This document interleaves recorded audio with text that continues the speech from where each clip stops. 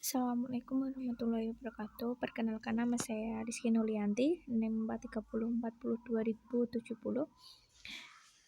Di sini saya akan menjelaskan tentang tafsir penciptaan manusia, perkembangan dan pertumbuhan manusia dengan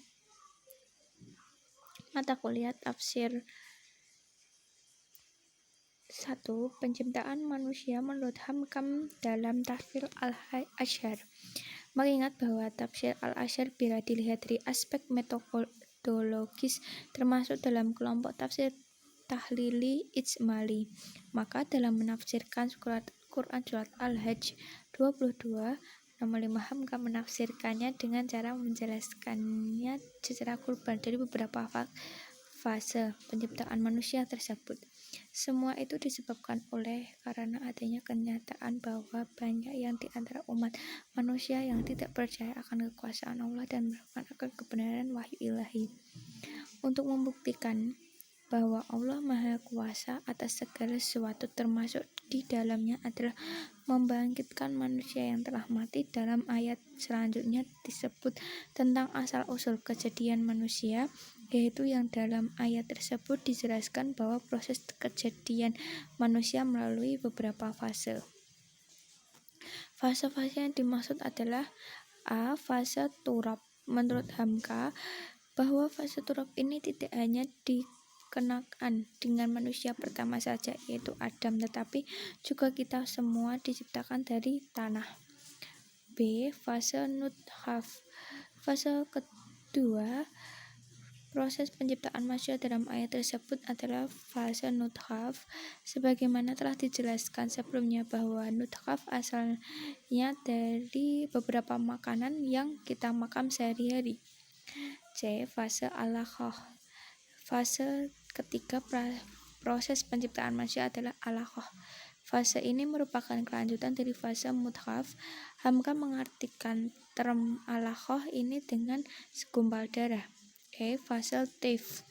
Fase tif atau bayi merupakan fase setengah mudghah. F. Fase dewasa asuddah. Fase ini merupakan kelanjutan dari fase sebelumnya, yaitu tif atau bayi. G. Fase pikun. Fase ini merupakan fase paling akhir yang harus dilalui oleh manusia yang oleh Allah dipanjangkan umurnya. 2. Penciptaan manusia menurut Al-Maraghī dalam tafsir Al-Maraghī. Sama seperti tafsir Al-Azhar, tafsir Al-Maraghī juga termasuk dalam kelompok tafsir tahlili ijmali. Dalam menafsirkan Quran surat Al-Hajj 22, Mustafa Al-Maraghī mengklarifikasikan penciptaan manusia menjadi 7 fase, di antaranya A. Fase turab atau tanah berdasarkan bunyi redaksi Quran surat Al-Hajj ayat 5 bahwa Allah menciptakan manusia semula dari tanah atau turab. B. Fase nutfah. Fase nutfah atau mani merupakan fase kedua dari proses penciptaan manusia. C. Fase alaqah.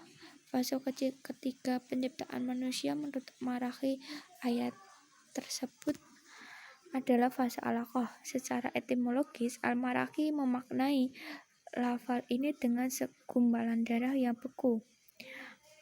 Al-idma al-jamidah min al-dam.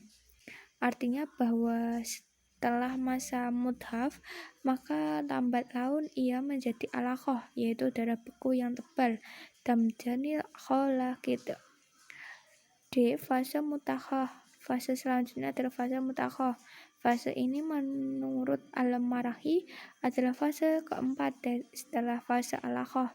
Fase ini pula lah dapat diketahui bahwa terdapat suatu perbedaan dalam kejadian manusia, yaitu ada yang sempurna dan ada yang kurang sempurna, baik bentuk rupa, tinggi, rendahnya, dan ukuran badan.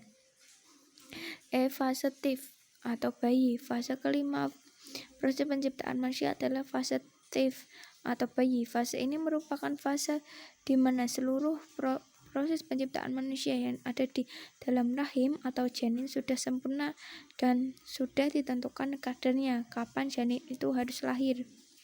F. Fase dewasa Asudah.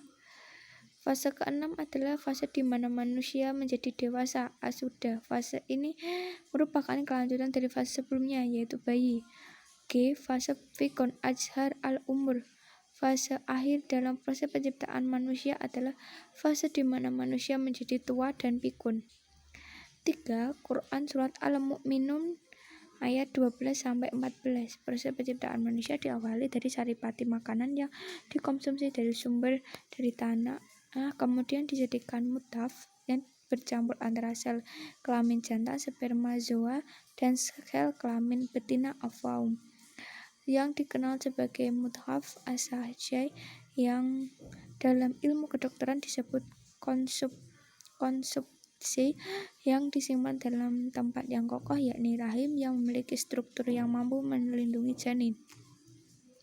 Kemudian mutaf yang bercampur itu dijadikan segumpal darah yang menempel pada dinding rahim, di mana peristiwa ini dalam ilmu kedokteran disebut proses implantasi. Lalu segumpal darah itu dijadikan segumpal darah yang berukuran kecil, panjangnya sekitar 0,4 sampai 0,5 cm, beberapa beratnya 0,4 gram. Lalu segumpal daging itu dijadikan tulang belulang lengkap dengan urat-urat sarafnya. Lalu tulang belulang itu dibungkus dengan daging, kemudian disempurnakan penciptanya dengan ditiup roh ke dalam sehingga menjadikan makhluk berbentuk lain, yakni manusia memiliki karakter istimewa yang dibanding makhluk yang lain.